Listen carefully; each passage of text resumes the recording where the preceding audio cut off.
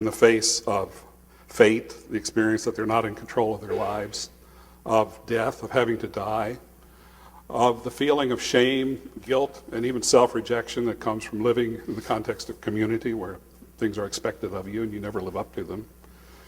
But above all, perhaps, religion has been an attempt to find reassurance in the face of the threat of meaninglessness to people's existence. And I think people have, in general, found the reassurance that they're looking for in the experience of being grasped by or carried away by what they have taken to be another dimension of reality, other than the profane, other than the mundane, other than the proximate environment that they live in. There's an ultimate environment that's infinite in scope and inexhaustible in its mysteriousness. And they've made reference to this dimension primarily through symbolic expression.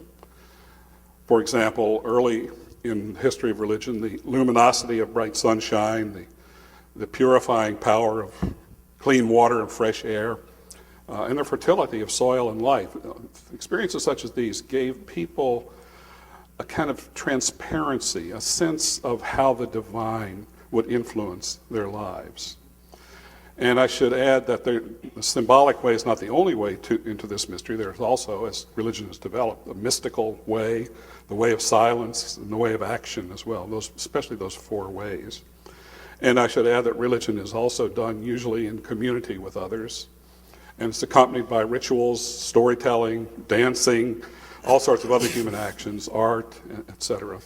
So it's a very complex thing. But above all, especially in terms of a conversation on science and religion, I'd want to emphasize the sense that there's some other dimension that's not empirically available, but yet is to the religious person even more real than what is empirically available.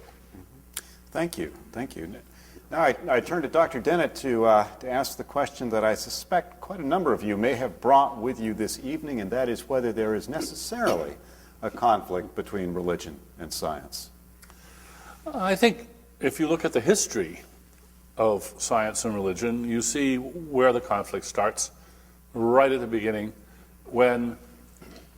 because if we look back, for instance, today at hunter-gatherer societies, at sort of traditional societies of that sort, what we see is that they don't make a distinction between science and religion. There's what everybody knows as far as they're concerned, and this includes where to find the animals to hunt, but also which gods to propitiate in order to make the hunt successful, which plants are edible, which are poisonous, and also what rituals you should use in order to accomplish your ends. And there's no distinction there between science and religion. It's all just what everybody, this is the lore that they pass on. But then something happens, and people make claims which then turn out to be false. Uh-oh, now what? At this point, we see the main distinction, because the scientific move is a really unnatural act. It is saying, oops, I was wrong. Whereas there's a very natural tendency to say, well, actually, let me interpret what I was saying a little differently. And now we're on the road to the evasive, evanescent, ever-fleeting doctrines of religion, where, in effect, those who put them forward can never be shown wrong. And I think it's this idea that religious doctrine is immune to disconfirmation, and hence, of course, immune to confirmation, that there's a faith here that is not apologetically immune, but triumphantly immune to confirmation or disconfirmation. That creates a truly fundamental divide. Science is in the business. Science is, in the largest sense, German Wissenschaft. It's the technology of knowledge. It's the technology of truth. It's not settling for things unless you can pretty well establish truth or falsity about them. And religion started out proclaiming the truth. And, of course, many religions still do. Where they do, there is a huge conflict. Now, late Stephen Jay Gould, in his book Rocks of Ages, promoted a very ecumenical idea of the two non-overlapping magisteria. Science does the facts, religion does the values. I don't think anybody bought that. Certainly, I, as a philosopher, would never cede to religion authority with regard to values. I mean, there's Gould, he's at Harvard, where you have John Rawls and Amartya Sen and Bob Nozick, some of the great secular ethicists of the age, and he's saying, no, ethics and morality is a matter for religion. Heavens no, it just isn't, and it never really has been. So what he was prepared to give religion was not religions to have, but of course he also took away from them all factual claims, and very few believers are prepared to abandon all claims to truth, to knowledge. And so I think it was a nice try, but it was hopeless.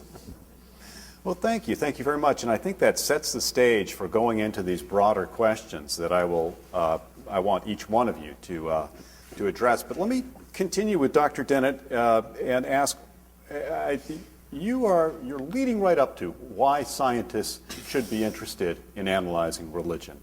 And you deal with that, certainly in Breaking the Spell. And I wonder if you would address that now. I think religion is one of the most important sets of phenomena in the world. All the decisions that we have to make in the 21st century about all the major problems, every one of them has a sort of religious dimension. If we get the religion side wrong, if we don't understand how this is going to impact religion, how religions are going to respond to this, if we don't understand that aspect of the natural world we live in, we're going to blow it. We're going to make bad decisions. Good intentions are not enough. Religion should be studied with the same dispassionate intensity that global warming and energy and fresh water and economies and political institutions and the pharmaceutical industry. These are all very important phenomena, and they deserve intense scientific investigation.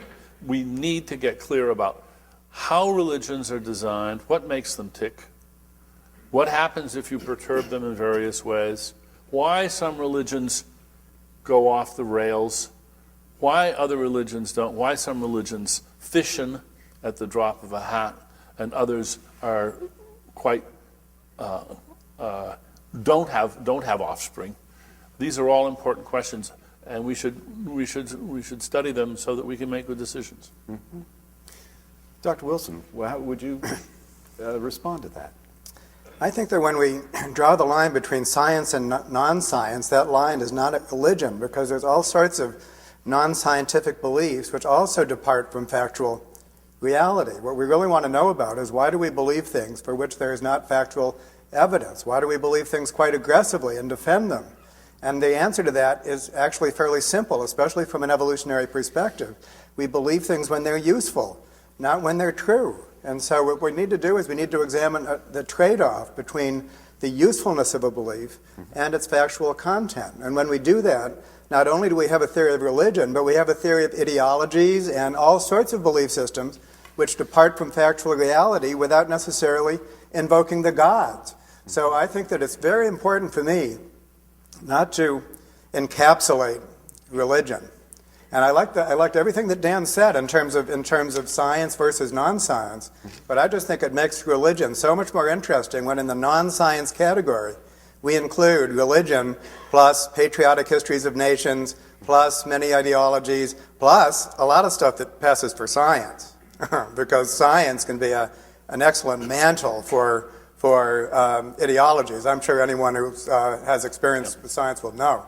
So I think, to me, the science, non-science, the beliefs that are validated and they really correspond to what's out there, and then everything else of which religion is one kind. I think that is a wonderful move to make. Dr. Haught, on this. Would you talk about Your this? question was, should scientists be interested in talking about or explaining religion? Yes, I mean, Yeah. and this